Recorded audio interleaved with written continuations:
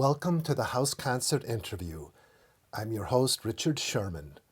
Our featured guest is Joel Chad. So the trio that you've got going, is that new? It is. It is new. The music that we're playing for me isn't new. It's not kind of what I played for the house concert thing here.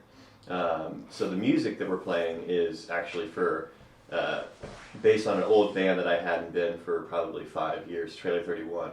And so we played, all the local festivals and all the events like that and stuff and so I don't play that music ever. And so I decided, I was like, you know what, I don't think I'm going to play the music that I played for the house concert. It's not necessarily something that I would just play to any crowd because of just what it means to me and the songs. And so I decided to just get my name out and just have it be Joel Chad Trio, and we'll play the older songs that I've written for Trailer 31 and stuff like that. So the trio, is that a new group of the other two new to the trio itself? Yeah. So we're gonna have our first show as Joel Chad Trio. Yeah. So that's yes, it is new. Yeah. I mean, this won't be posted by that time, but I understand you'll be playing both at McMiniman's this weekend. Yeah. Very good. Yeah. And then on tap Saturday. Is it? Yeah. On tap on Saturday, and then McMiniman's on Sunday for the High Gravity Brew Fest there. So. Yeah, we're stoked. I mean, it's nice to be able to get out and play. Yeah. Have you played McMiniman's before? I have. Yeah. I've played that in the past. I've never played the Father Luke's Room, I think is what it's called. But yeah, I've played outside on their patio a couple times for St. Patty's Day, and I can't remember the other time. Well, that would be a big one for St. Patty's Day. It was fun, yeah. And that was Trailer 31. That was that trio that my friend Dustin and I started. Yeah. And how would you characterize that music of the trio? Yeah, it's like I would say it's like foot stomping kind of.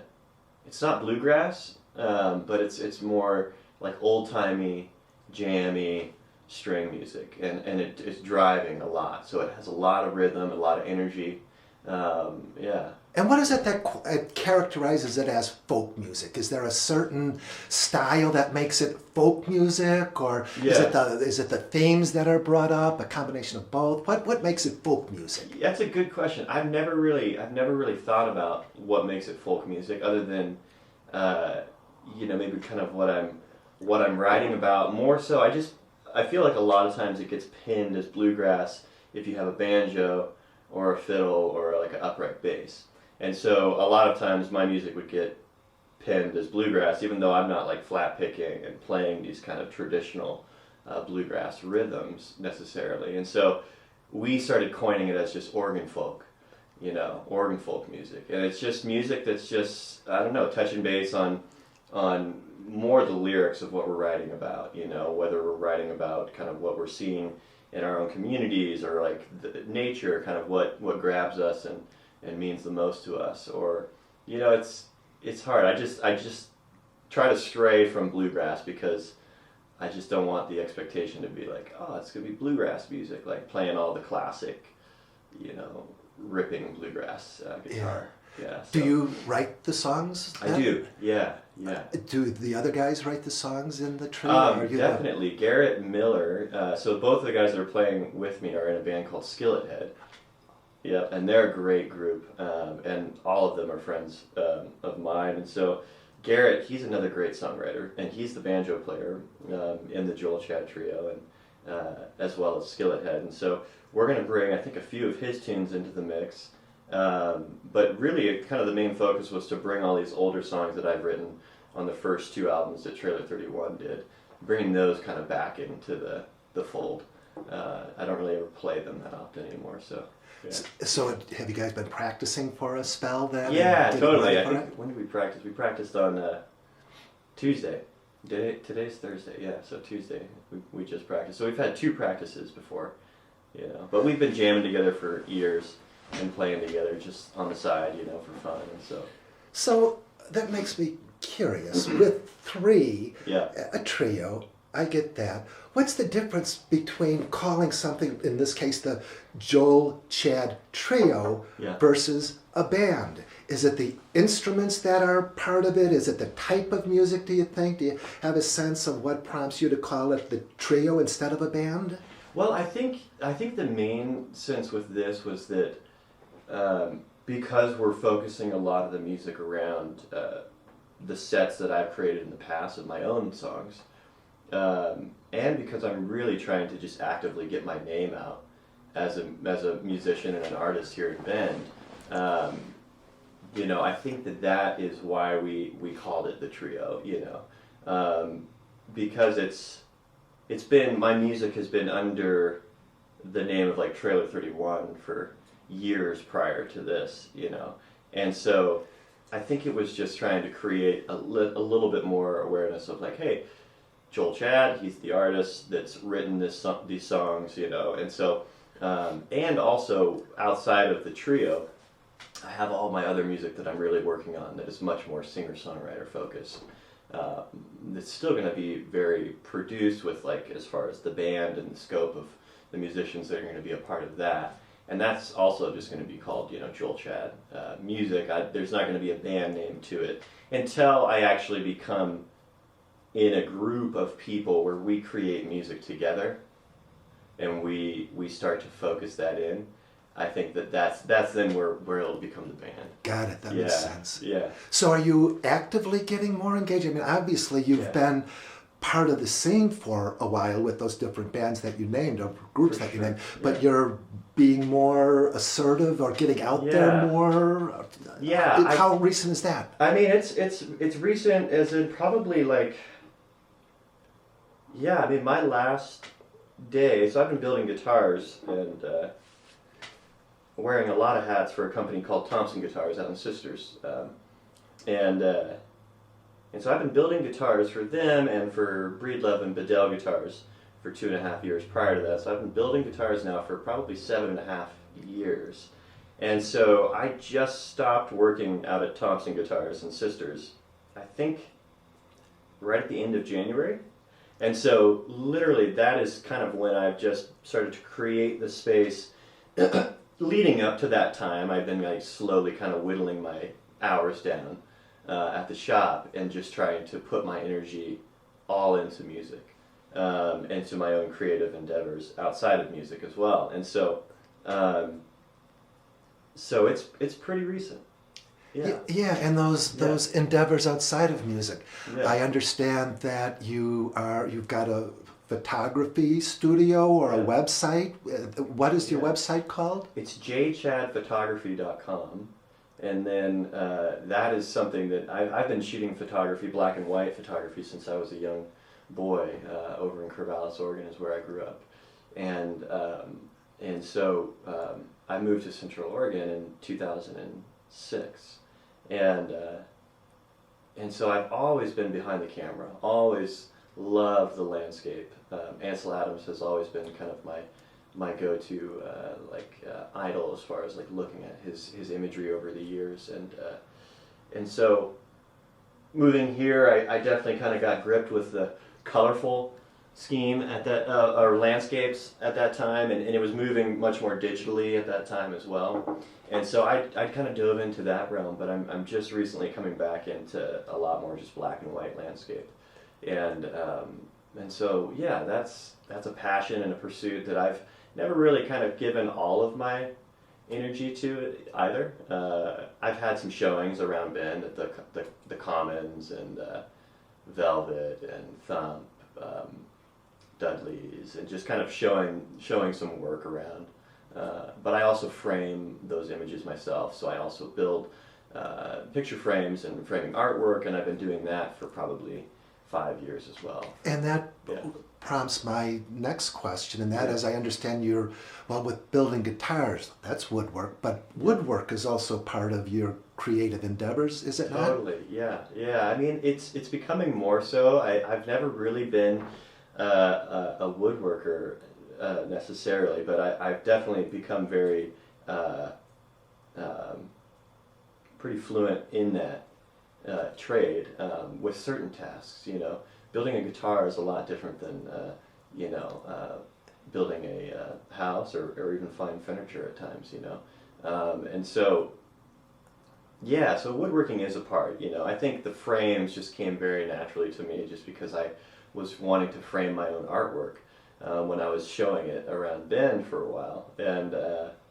Um, and that was just so straight ahead, you know. And so what I've really started to do is just actually do a lot of frames with barnwood. And barnwood is a little bit trickier to frame art with because you're trying to keep the patina and the look of the wood. But a lot of times to get a nice miter joint or a square frame, you're having to true up all that wood previously, typically, before you assemble it.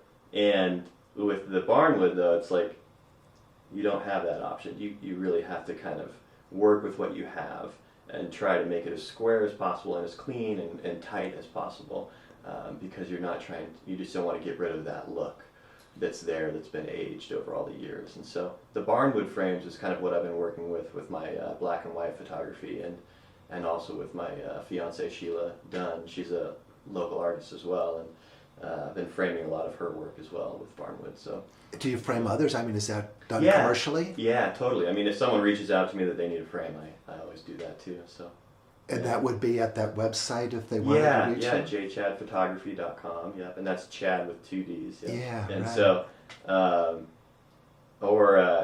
mean, really, you can reach me anywhere. I think the information on my music website, which is joelchadmusic.com, might be a little bit different, but you can reach me through either one of those. So you came out here in 2006 to Bend. 2006, yeah. What was your route here? What prompted that? Oh man, I was graduating. I graduated high school in 2005, and I grew up going to the Metolius River since I was probably like 6 months old, you know, and we would go out there every summer, my family and I, and so it only made sense that I had a couple really close friends that were moving over here, and I was just working enough to save enough money to make my way over, and they had already kind of landed here, and so I just had a place to be with 2 friends that I grew up with my entire life, and it was somewhere that, you know, was very nostalgic and a place that I wanted to be, you know, and so I just kind of landed here, and I've been here ever since. And were you involved with music then, or how did you get involved with music? I know you're from reading some things on your site that you come from a musical family. Yeah. And at what point did you start thinking of music as being somewhat of a central part of your life as it is now? Yeah, that's a good question.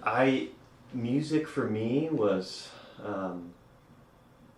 you know, I played drums when I was in 5th and 6th grade, and I sold my drum kit right at the end of 6th grade to go to a basketball camp, and I never played drums again until I think I was 22, and my friend was like getting into guitar, you know, and I was like, oh, let's jam, you know, and I bought a drum set and got back into playing drums when I was 22, and I hadn't played music at all in those years, and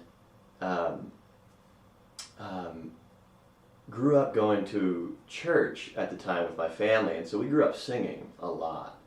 You know, when you go to church, you're singing, and so, you know, me and my sister, we'd be standing in the aisle singing, and, you know, instead of just singing the lines, we would always just harmonize, you know, we'd be like, what are you singing, you know, what are you singing? And our dad he was a phenomenal musician, still is, and has a beautiful voice as well, and he was kind of like a semi-professional musician in the late 60s, and so, and his mother, my Grandma Fern, she was a big band singer on the top of the hill in San Francisco back in the 40s, so she was like radio voice with the big band behind her and doing that, and so we came from a family of singers, and so it was when I was 23 years old, I was down in Mendocino, taking part in the medical marijuana scene at the time, when it was kind of, you know, before it was legalized and before things were kind of coming into that scope, and so I was down there with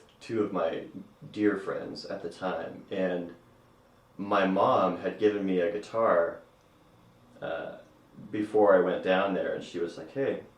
And my mom grew up playing old folk songs like Bob Dylan and Woody Guthrie and all these tunes, Pete Seeger.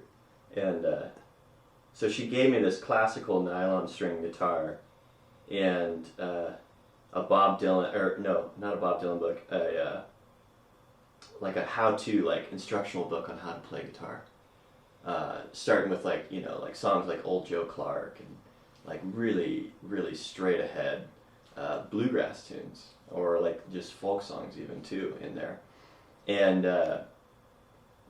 so I was down there for probably like 4 to 5 months, and that was when I started playing guitar, and I just taught myself how to play, and I had this book in front of me, and I was 23, and then that's when I realized, when I started learning enough chords, I started realizing that the instrument, the guitar for me was an avenue of singing.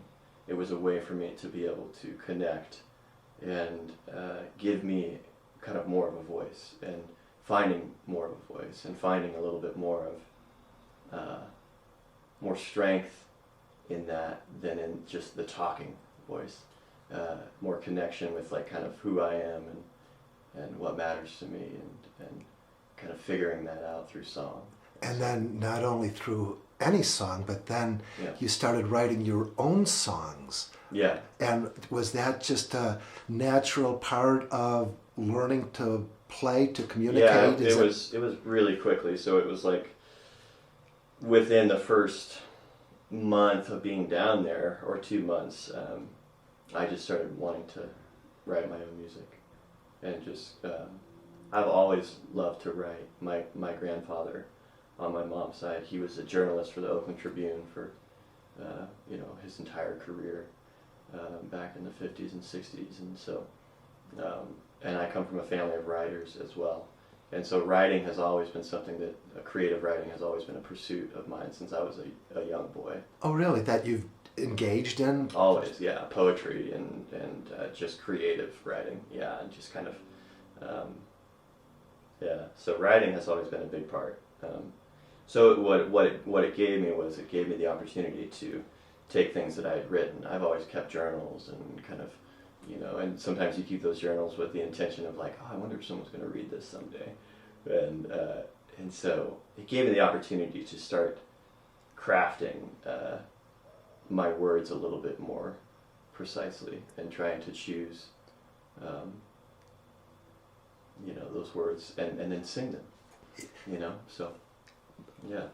A little bit ago you commented that the songs that you normally do on stage have not been the songs that you sang here. Yeah. And when you said that, I was wondering to myself, was there an intimacy to the songs here that you were singing that prompts you not to want to do that, or is there anything to that? Yeah, absolutely. I mean, I think it's very much. I mean, all of my songs are a way of connecting kind of with my heart and with my soul, and kind of what I'm trying to understand at the time, whether it's the songs that I play with the Joel Chad Trio or Trailer 31 back in the day. But this new music that I have, that I've been working on, is much more, it's much more intimate. It's much more just kind of wearing it on the sleeve, and I feel like it is something that I want to share with people that are kind of in the space, that are there to connect with that, On your website, you wrote, in regards, I believe, to an upcoming album, perhaps, or maybe it's one that's out already. It says, "This album will be the most personal group of songs that I have put together to date. It will be exploring everything that I have been going through this past year and a half. So much beauty, pain, sorrow, and joy in it all. I am grateful for every moment I lived." So what can you tell us about the last year and a half for you that brings forth those feelings and reactions? Well,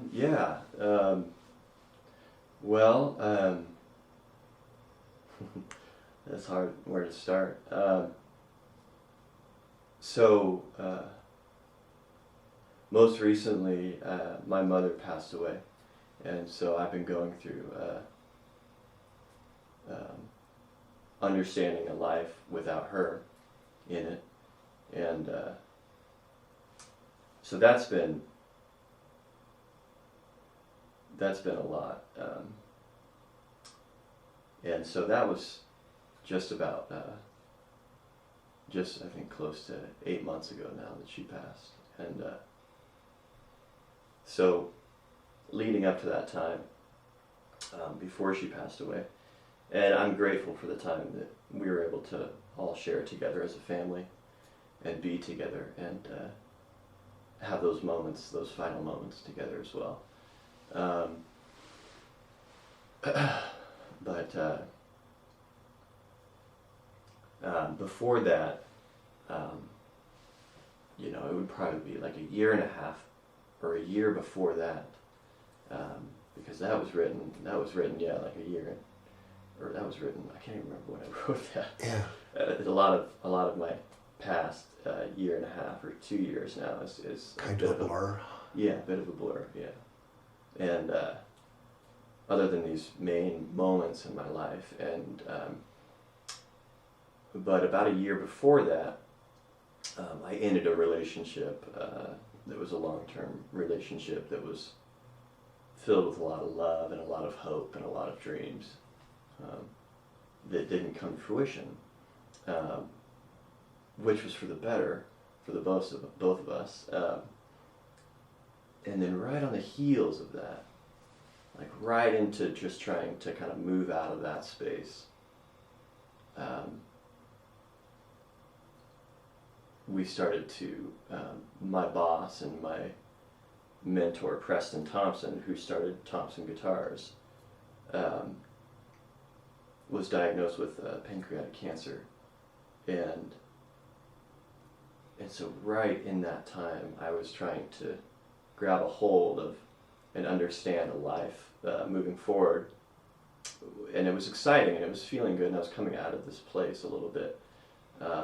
But Preston started getting extremely sick, and so my roles at the shop were becoming increased, and then I was also watching a friend and someone that I had really hoped to continue to learn from and work with get extremely ill, and he ended up passing away very quickly. And so I was able to be with him in that time, and play music for him, and this was all happening in the midst of my mother becoming very, very sick. And then something beautiful happened in that moment too, in that place of being so raw, and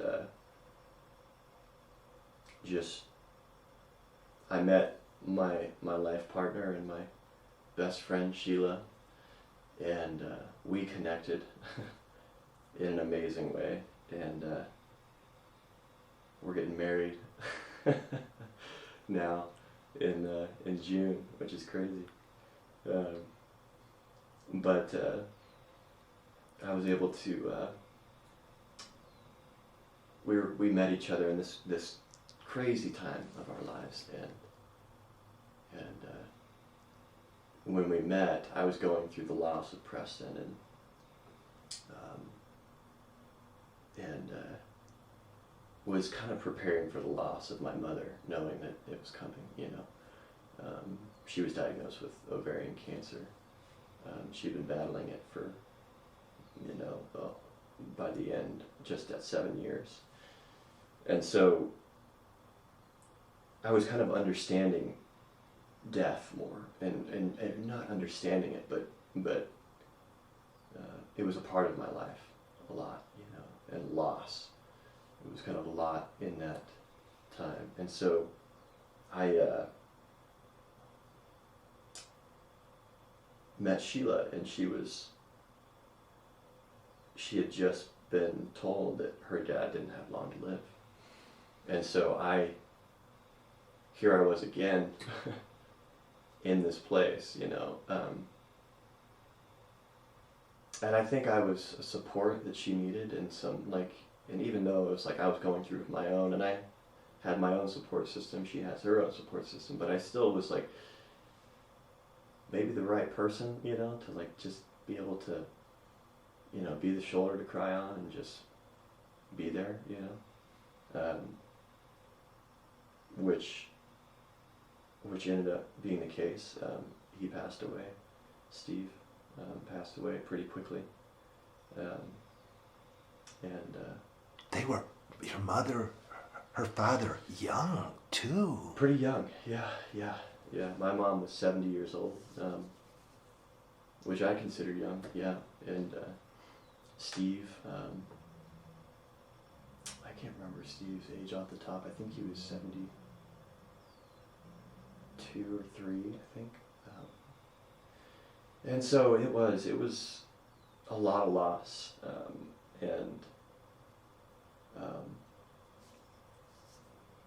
so in this time, just trying to find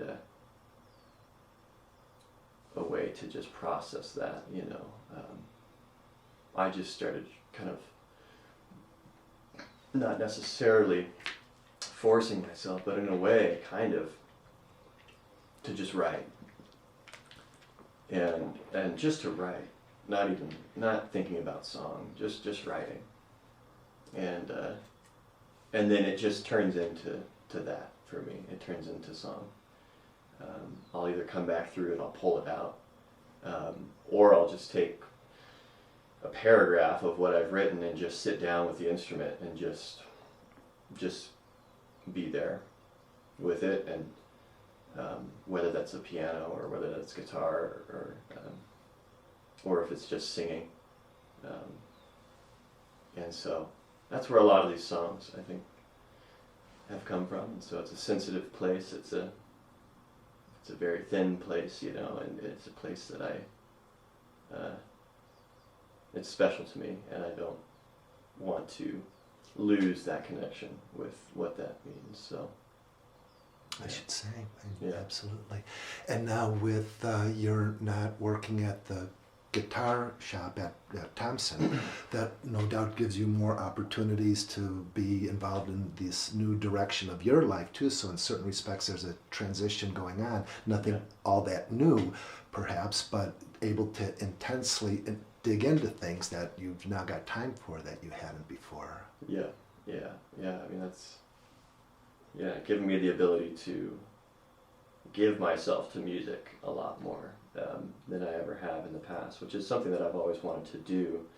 It's what got me involved in building guitars in the first place. Wasn't my desire to be a woodworker, or wasn't my desire to learn how to build guitars. It was just really, at the time, it was an opportunity to have a job, and be involved in music. And when I didn't know how else to be involved at the time, and I hadn't started my band at the time, but I knew how much I loved music. And initially, the only reason that I even got into building guitars was because I wanted a guitar. I wanted an American-made solid wood instrument, and that was the whole thing. And I didn't know Breedlove was here at the time, and then it just kind of kept going, That is interesting. We do have 2 high-end guitar shops here. Oh, and beyond just those 2 as well. I mean, there's so many great luthiers around here. There's Jason Bowerman. Yeah, of course. Of course, and there's Butch Boswell, Boswell Guitars. There's, some great banjo builders as well. Andrew Mowery, mandolin builder. A lot of great instrument builders here. Yeah, it's a great community. A lot of great artists here. Absolutely. And when you did your concert about Sheila, I dug into her website. She's quite the artist herself. Phenomenal artist, yeah. She paints beautiful work, yeah.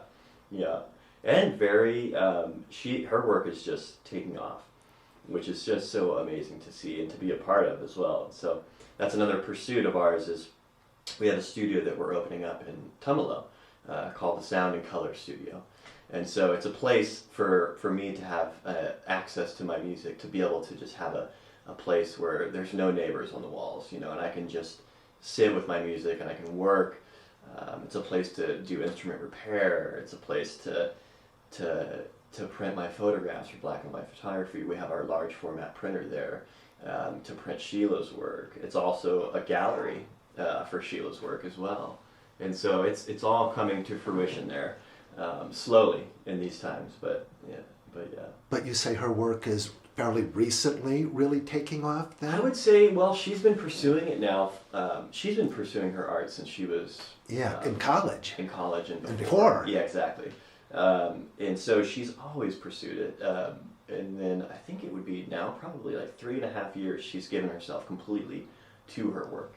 And with that commitment, it's just been going up, which is really exciting to see, and she's excited. And so now we're just kind of like trying to, there's a lot of growing pains with that, because we're like, oh, we need a space, that's not just in the apartment. Yeah. And so while in that time too, like really, trying to just be present with ourselves and what we're dealing with. It's not that long ago, is it? Not at all. Yeah. And so, but life continues to move, and no matter if it's your first time experiencing that or not, it's just, you just keep moving and you keep living. And what a blessing meeting Sheila. Yeah. And she you. Yeah, absolutely. It's the greatest gift, I think, of it all. And that we, she had the opportunity to spend time with my mom and get to know her. And I wish that I had more time with her dad, but the time that we did have was extremely special to me and to Sheila. So. After listening to your concert, I was struck by what an amazing voice you have. I was just so struck by it. Have you had lessons, or is that just something that, you must have known at an early age, church, that you had quite a voice? Did you get any professional training, or how did you develop that? Yeah, no training. It was just singing with family. I think growing up listening to my dad and growing up being involved in that and just listening, I think just was it. My sisters and I, we used to have a group. We called it the Chad Quartet, and we would go around and we would sing for the old person homes, back in the day, and sing the Christmas tunes. And what we would do in those songs, is we would harmonize, and we would sing, because that's what Mom would put on the Beatles. She'd put the Beatles on the stereo or something or the Temptations, and you'd hear the harmonies, or it's like, you're hearing classical music and you're listening to the string section. There's harmonies all over in that, that that these beautiful layers. And so I think just my ear, I think I was just really blessed with that from